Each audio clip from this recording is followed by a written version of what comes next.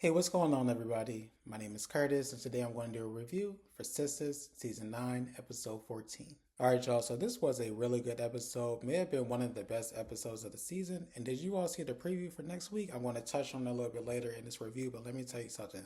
I'm ready for next week's episode. I want it right now, but you know what? We're just going to get into this one real quick. So the episode starts off with Karen and Aaron having their conversation. Remember, Karen said that she wants to leave Atlanta.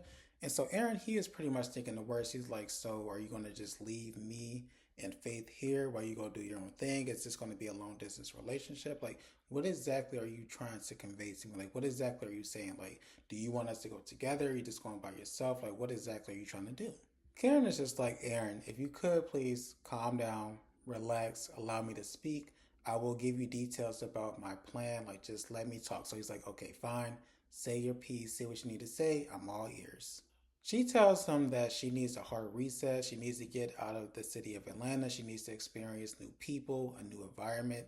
She cannot continue to be in Atlanta dealing with the same shit. She needs something different because if she stays in Atlanta and she's still around the same people, she feels like she's just going to stay the same as she is right now, which isn't beneficial to anyone, including their daughter. Aaron is just like, look, Karen, you cannot run away from your problems. She's like, I'm not running away from my problems. I'm just trying to figure out what is the best solution for me. And he's just like, well, when it comes to the city of Atlanta, your family's here, your friends are here, think about them. And she's just like, I'm not really trying to think about them, I'm trying to think about myself. And when it comes to them, they will be okay, they will figure it out just like I'm trying to figure it out. I'm not going to sit here and suffer in the city just because my family and friends are here. They can come visit me just like I can come visit them. But I just feel like moving is the best solution right now. Erin tells her that she can't just pick up and leave just because she has had one rough year.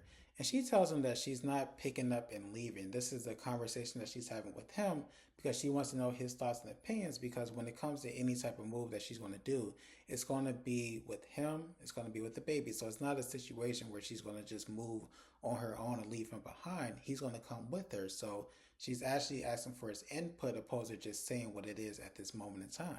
Aaron is just looking at her like, you know what? All of this is making me think about something that I've been actually wanting to ask you for a very long time. So, when it comes to this particular situation, you are doing all of this off of the strength of losing Zach's baby, right?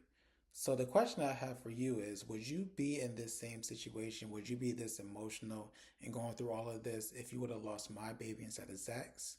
And then, of course, it goes to the next scene. We see Fatima, aka Mrs. Claus, inside of the office, and y'all, why do they have Fatima in this little red attire looking like she's getting ready to go deliver some gifts or slide down somebody's chimney? It's a no for me. Zach shows up at the office, and the two of them they have a really good conversation. I felt like it was really healthy, and I felt like it's something that will really strengthen their relationship. And so he does apologize for bringing in the midwife because that was out of pocket, it was out of line. He says, you know what, this is our baby, but it is your body, so I'm going to follow your lead when it comes to this pregnancy. Fatima apologizes to Zach for not telling him that, Karen contacted him. She's like, you know what? Karen reached out to me and she told me that she did not want me to tell you. So I wanted to respect her wishes, but you know what? In hindsight, I definitely should have told you because we had a conversation about it. We discussed it. You told me to let you know and I did not. So for that, I do apologize. I'm sorry. She goes on to say that when it comes to the comments that she made about Karen losing Zach's baby, she wasn't wrong in the way that she felt, but she was wrong in the way that she stated, her comments. Like she could have figured out a way to word it differently so it didn't come across as being like cold-hearted or as if she was like happy that, she lost the baby because she wasn't happy. It was just general relief. And then Zach says, you know what, I completely understand where you're coming from because I actually felt the same way. I was definitely relieved when I found out because while I do not, of course, want the baby to die, it's just one of those situations where you and I are in a relationship, we are engaged, you are currently pregnant, and so that would definitely complicate things. So it was general relief on my side as well. Fatima's just like, whew, I'm so glad we got that out the way. He was like, what are you talking about? She was like, we got everything on the table, everything is good. He was like, those two little ass apologies, like I was expecting more. She was like, apologize for what? She was like, everything else was your fault. He was like, did you forget about Chaz? We go to the airport, we see Danny, and y'all, everybody is looking her up and down. Like, and I'm like, what exactly is going on? Like, why is everybody mugging her? And even she notices this. She's like, what exactly is going on? And then next thing you know, we see Leonard. He's walking down the aisle. He has a box in his hand, and he tells her that he actually got fired. And so it was funny because she was like fake emotional, like, "Oh my god, I can't believe this," because she's like, "You went out of your way to try to get me fired, and look at God, He actually got you fired." And he's like, "Don't do that, please don't do that." And so, long story short, in this particular situation, the airline is going through some rough times right now. They are doing budget cuts. It looks like there's a possibility that the airline may go into bankruptcy, and so they're letting some people go. And then when it comes to Danny, I'm just going to speed it up on this part. She thought that she was going to get fired because one of the bosses actually came up to her. I believe her name was Mrs. Brown. Walked up to her, so she thought that she was going to get fired. But it turned out that they are just going to cut her hours a little bit. But she is safe at this point, so she was definitely relieved, and I was actually relieved for her. After this, we go to the bank and we see Rock, and he's looking very suspicious, very weird. I'm like, what exactly is going on? What exactly is he trying to do? He ends up walking up to the front counter where he's greeted by Maurice, and he says that he wants to put $10 in his account, which actually brings his account up to $8, so he was in the negative. Listen, there's no judgment on my end. I've been there. I'm telling you, I've been there a couple of times, so I completely understand. No judgment over here. Maurice is attempting to make small talk with Rock, but Rock, he is kind of looking all over the place. He's actually looking more at the office that Sabrina is in. And so Maurice, he believes that Rock is actually looking at Paige because Paige is there as well, because remember, she works at the bank. And so this causes Maurice to start talking about interracial dating because remember, he's dealing with Paige's brother. And Rock is just like, bro, I'm not even sure what you're talking about. Like, just give me my receipt. And so Maurice was like, you know what, when it comes to your account, we just pulled it out at the negative, like, so let me know if you need some gas money or something. And I actually busted out laughing because I was like, that wasn't right, Maurice. And speaking of Sabrina's office, Sabrina is inside the office and she actually gets a call from Andy. And so Andy wants to talk to her about Danny. She's like, can you believe that Danny, she busted into my place. She accused me of still dealing with Gary. She called me a liar. Like, can you believe that she would do something like that? And so Sabrina's like, well, when it comes to Gary, we are all concerned when he's around because we're not really sure how you were going to behave. And she was like, well, I mean, I get that, but let's focus on the liar part. She called me a liar. And Sabrina's like, well, you are a liar. And Andy was like, excuse me? She was like, yeah, you are a liar. Like when it comes to Dr. Vaughn, you claim that you were doing some other stuff, but it turns out that you were actually having drinks with Dr. Vaughn. Like, what was that about? Andy tells her that the meeting that she had with Dr. Vaughn was specific to Karen. Like, she wanted to have a conversation about Karen. And then also, she says when it comes to any type of relationship, she wants to keep it on the low. So she doesn't really understand why it's such a big deal. And Sabrina's like, well, it's not necessarily a big deal in general, but when you were lying about it or you're not telling us, it seems like you were hiding something. So as a result, it feels like you were lying. And that's pretty much what Danny's trying to convey to you. That's all. Next thing you know, Maurice rushes into the office and he says that there are men, or he said that there's a man out there that looks very suspicious and he feels like this person is getting ready to rob the bank. And so Sabrina, she's actually quite calm. She's quite collected. So I'm like, okay, is this like an everyday occurrence? Like, why are you so calm right now, Sabrina? All right, y'all. So we're back with Karen and Aaron. So remember, Aaron asked her the big question. If Zach's baby would have made it and mine would not have made it, do you feel like you would have still been in this emotional state? And she said, you know what, I feel like it probably would have went the same way, to be honest. But when it comes to Zach, listen, I no longer want to be with Zach. And then also the idea of me having to co-parent with him for the rest of my life, it honestly makes me want to vomit. Like, that is not something that I want to do. That would have been some bullshit. I already know it. So you can just take that out of your head. Zero interest with Zach. She goes on to say that she loves Aaron. I was just like, wow. And you can tell that he was very relieved to hear that. So not only was he relieved to hear that she no longer has any interest in Zach, but he was very relieved to hear that she is in love with him because it's clear that he is in love with her. So for her to say that, that was something that he really wanted to hear. But he still has something else that he wants to talk about. He was just like, when it comes to Zach, I noticed that he pretty much springs into action anytime something happens. Like, whenever there's an issue that arises when it comes to you, he just springs into action. And I just feel like that is not that it's weird, but it's just something that I just kind of picked up on. Karen attempts to use this as leverage to actually move. So she's like, well, you know what? If we move, we want to deal with Zach, right? So if he moves to a different location, he wouldn't be able to spring into action. And then also, we do not have any connection anymore. So there really wouldn't be any reason for him to spring into action. And Aaron's just like, look, you're going to have to bring up just a little bit more than you want to get away from Zach to convince me to move. She tells him that it's not all about Zach. It's also about his ex-wife. It's about his brother. And he's like, yeah, you know what? There are a lot of moving parts with that, so I can see where you're coming from. But at the same time, I feel like you are just focusing on the negative. Like, why are you not focusing on the positives of the city? And I was like, well, the reason why she's not focusing on the positives of the city, Aaron, is because she wants to move. Why would she focus on the positives when she's trying to get out of there? Like, come on, Aaron, stop. She's just like, look, I am just trying to get the weight off of my shoulders. So it's not just about Zach. It's not just about your ex wife. It's not just about your brother, but it's also about my business. Like, I'm not passionate about my business anymore. Like, I'm not really feeling it. I'm not really into it. I feel like it'll be better if I put it into somebody's hands. And I was just like, I hope you're not thinking about putting it into Pam's hands. You already saw how she was running it. Like, I'm not really sure if that's a good idea, Karen. We go back to the office. We see Fatima. We see Zach. They are continuing the conversation about Chaz. And she's like, you know what? When it comes to Chaz, he was definitely out of line. And I was like, you think? And then she says, you know, when it comes to working with Chaz and working with the athletes, she just wanted something of her own. She is in his office, you know, she's assisting, she's doing this, she's doing that, but she just wanted to carve out her own lane. And so once this opportunity came, she was like, oh my God, this is great, this is wonderful, but it's not really panning out the way that she thought it was going to. Not only because she's having issues within her relationship with Zach, but also because she's having issues with Andy. And he's like, issues with Andy? Like, why do you have issues with Andy? And she's like, well, you know, with me working with the athletes, it has caused some conflict, some issues between us. And so Zach is like, oh, she's a certified hater. Like, she's hating. Like, why is she so jealous of you? And I was like, y'all, this particular situation is not about jealousy. It's not about hating. This is one of those situations where Fatima is taking on too much that she really cannot handle. Like, you have your current job, but you're trying to do this side quest.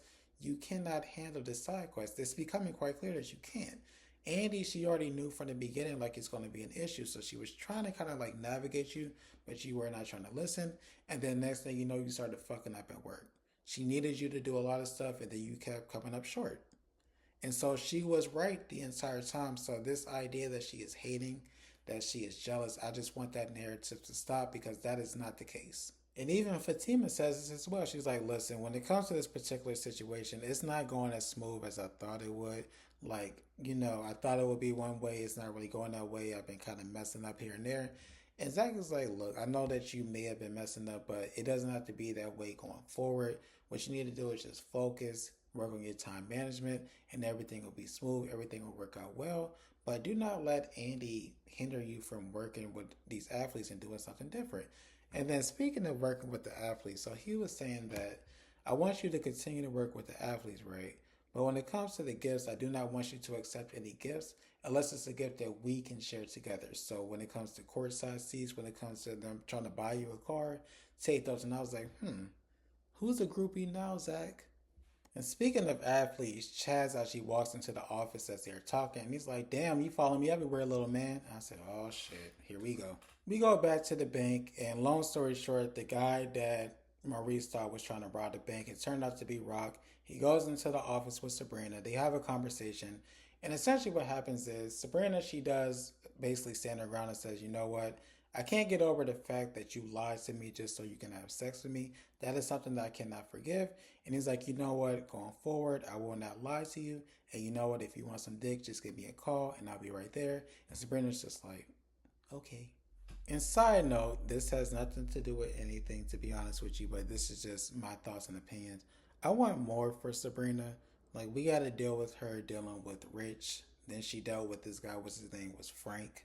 Now she's dealing with Rock, who lied and said he was a doctor just so he can fuck her. And now she's still trying to fuck him, even though he admitted that he lied.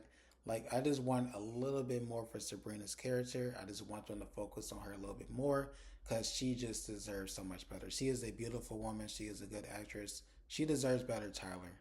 Do better. We're back at the law office, and this time we are seeing things from Andy's perspective. And we see Dr. Vaughn come in, and I was just like, look, they just let anybody come into this law office. They let Zach come in, they let Connie come in, they let Leslie come in, they let anybody come into this law office. Like, who is in charge of making sure people do and do not come into this office? Everybody's able to come in. Once Andy sees Dr. Vaughn, she's like, oh my God, did anybody see you? Did Fatima see you? He's like, no, I didn't see Fatima, but I can call it to her. Fatima! You know, just being funny. And of course, she grabs him like, no, no, no. He's like, I'm just playing. I'm just playing. It's during the scene that Andy lets Dr. Vaughn know that she kind of lied about seeing him when they went out to go get drinks. She's like, you know, I kind of made up an excuse and said I was going to do something else, but one of my friends actually saw me out with you. And he's like, well, why did you lie about, you know, coming to see me? And she was like, well, I like to keep a low profile, like, especially in this particular situation, I like to keep a low profile. And then also, based off of the way that we met, it wasn't necessarily as innocent as we would like to think. And so I just felt like it would be best if I just kept it on the low. Dr. Vaughn is just like, look, you know what? I understand. I get where you're coming from. It makes sense to me. But he does say, you know, when it comes to me just popping up, I do apologize. But you did tell me that you do like spontaneous things, so that's why I did pop up, and also I did bring you some coffee. All right, y'all. So we are still in the law office, but we're just gonna go over to Fatima's office. All right. And so remember, Zach, Chaz, they already had this little confrontation because you know Chaz came in there hot, talking shit. So now Zach's starting to talk shit. So he tells him that he's gonna be on the injury list, and then calls him a little bitch. Chaz is like, little bitch, who you calling a little bitch? He said, you bitch. Fatima and her red Santa Claus outfit decide to get up and get between them because, of course, she doesn't want them to get into a physical altercation, especially not at the office. That wouldn't be a good look, right? And she's just like, Chaz, what are you doing here? And he says, you know what? I did not like the way that we ended things, so I wanted to come in the office, apologize, and I just hope that we can just let that go and we can just focus on business. Fatima's like, focus on business? Let me tell you something, buddy. When it comes to you and I, when it comes to this business relationship that we were developing, it stops right here. Like, we cannot work together because one, you were childish, and two, you do not respect boundaries. Like, you came over to my house. Like, you really think that's okay? Like, when it comes to the gifts, that was already kind of bad enough. You're sending gifts to my house, but you actually popping up, knowing that I'm in a relationship, like, that was just completely on the line, and that's just something I cannot look past. I'm sorry. Chaz is like, you don't want to work with me anymore. Hold on, wait a minute. That's not how it works. I am the client. You don't tell me that you do not want to work with me. I tell you that I do not want to work with you. Like, that's not how it works. And the team is like, well, that's how it's going to work today. And he's like, wait a minute. Hold on. Let me just make sure this is correct. You were going to choose this little weak ass motherfucker over me and the money that I have? And the team is like, let me tell you something. When it comes to Zach, I'm always going to choose him over you. And Zach, he was so proud. Chaz was like, you're going to regret this. And she's like, let me tell you something. If you bring your ass over to my house again, you're going to regret that. Don't ever do that shit again. And Chaz walks out. And like I said before, Zach, he was so proud. And to be honest, I feel like if they were not in the office, they probably would have fucked right there.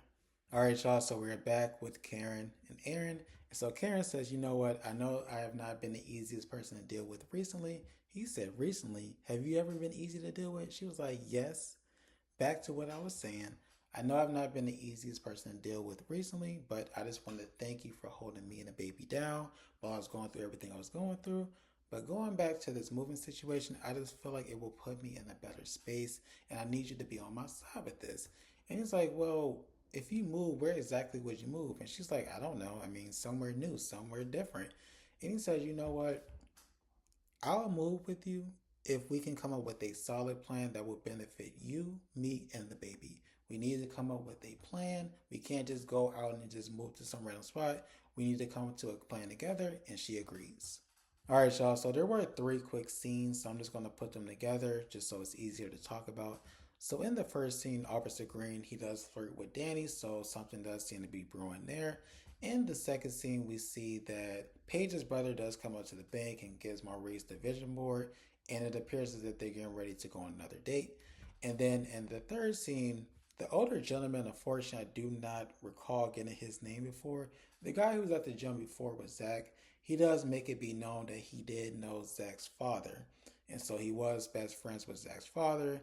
Zach, he doesn't really know how to deal with this information, so he does end up leaving. And then also there's important to note that Zach, he did get $100,000 in his account. It wasn't really explained why he got this $100,000, but he did get some money into his account. All right, y'all. So let's go back to Andy and Dr. Vaughn. So Andy tells Dr. Vaughn that he's playing a dangerous game, and he said, "Who is playing?" So clearly, Dr. Vaughn, he is on demon time. Dr. Vaughn wants some pussy. Dr. Vaughn wants it inside the office, so he's not really trying to do all of that talking at this point. And so Andy's just like, "Look, we're at the office. I can't really do this. This is not professional. So it's like, you know what? I get it. And he decides to pivot and he asks about Karen. And she's like, well, you know what? Karen is actually doing really good. She's actually in a support group. And you know what's crazy about the support group is that there are some women in the group who were actually patients of Dr. Cruz. And I think I'm going to be able to get them to testify against him. Dr. Vaughn tells her that not only does he respect her passion, but he's actually turned on by her passion. And he starts to get really close to her. And that needs just like time and place, like this is a professional setting. And he says, well, closed mouths do not get fed, and I like to eat. And she says, and you know, I like to get ate. And I said, oh. Next thing you know, they start kissing quite aggressively, may I add. And I just want to point out that the room that they're in, it is easy to see in there. So I'm just like, Andy, what are you doing? Like, I need you to control yourself. And then next thing you know, we see a woman walk in and she's like, Andrea Barnes.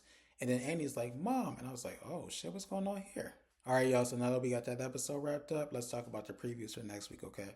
So in the previews, we see that Andy's mom runs up on Fatima, tells her that if she does not get her shit together, Andy's going to fire her, right? Then we see that Zach finally tells Fatima that he saw Andy naked. And then after that, we see that Fatima is actually about to run up on Andy to confront her about, you know, Zach seeing her naked. And I'm just like, oh my God, I need to see that episode right now. Y'all, I am so hyped. It's so pumped for next week's episode. I'm telling you, this season, it hasn't really been that great. I'll just be honest with you all. It has dragged on a lot. But I will say this episode and then the preview for next week's episode, it's definitely giving me hope. Like, it looks like it's getting ready to be a fantastic second part of the season. So I'm really looking forward to it. But if you all could, please like, comment, share, subscribe. That will be great. Hope you all have a great rest of your day. Take care.